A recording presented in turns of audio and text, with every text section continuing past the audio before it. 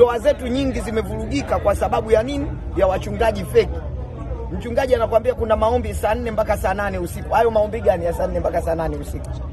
Kwa kusifu na kuabudu saa 4 usiku mpaka saa 8.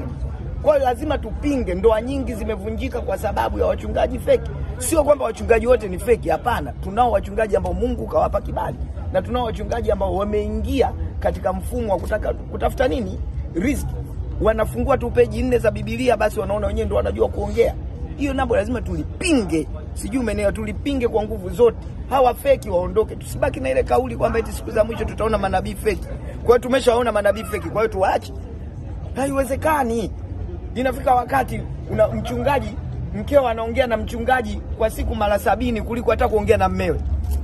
Kila kitu. Hapo inafika wakati wake zetu wanawahadisia siri zote wachungaji za ndani kwako. Wanategemea kuna amani hapa. Siri zote za nyumbani kwako mchungaji anazijua. Leo anakoloma. Leo nakwambia ndo anavua bukta hapa. Baba mchungaji leo ndo anavua bukta. Sasa hayo ni maisha gani?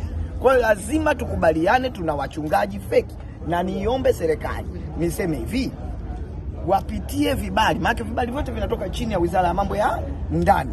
Sio dhambi kupitia vibali vyote vya wachungaji ili kujua wapi twende, wapi tuachane napo. Hiyo itatuokoa wengi sana na itawaokoa mama wengi sana.